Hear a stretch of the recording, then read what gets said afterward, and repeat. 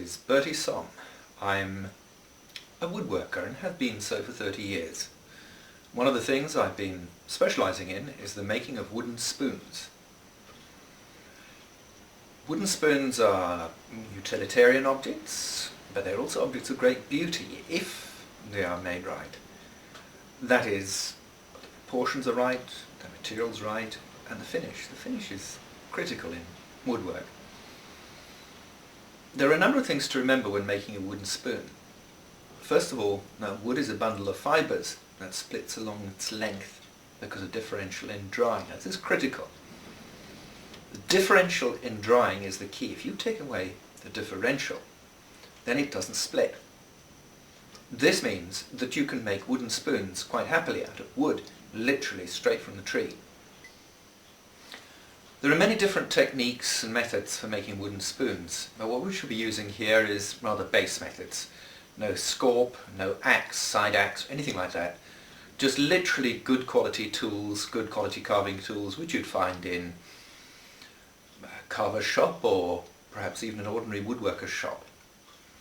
One last thing about this, and that is that making wooden spoons, or the method I am using, is important for all woodworkers because invariably at some stage in the making process the work is held in the hands and some means of finishing it are used in the other hand.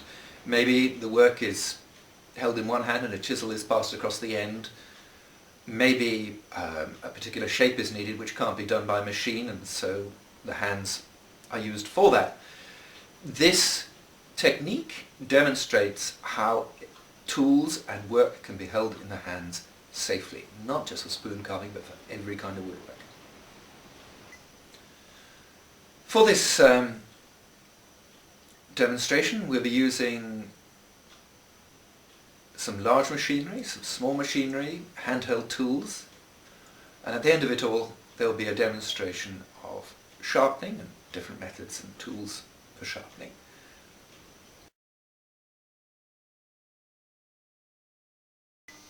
This is one of the simplest methods of producing blanks quickly and fast. This is holly, which has been turned on the lathe and simply split down the middle. You end up with two blanks which can be quickly shaped by hand. Another method, which is more crude, is to use a blank and cut the blank out. To make the profile of the blank, it's easiest to do it in two halves.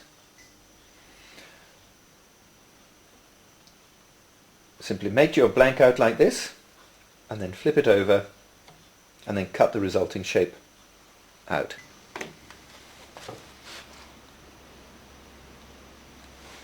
Line down the middle, mark on each end, then draw the outside,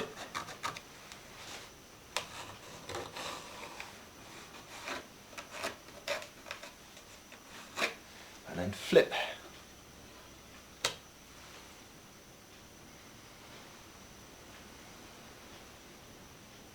There's your centre line. Whoa.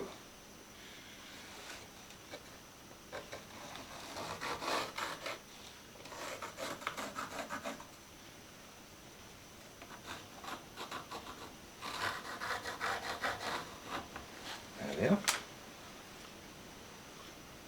One pattern. Symmetrical. There are many ways of cutting out blanks. One of the simplest is probably by using the carpenter's coping saw.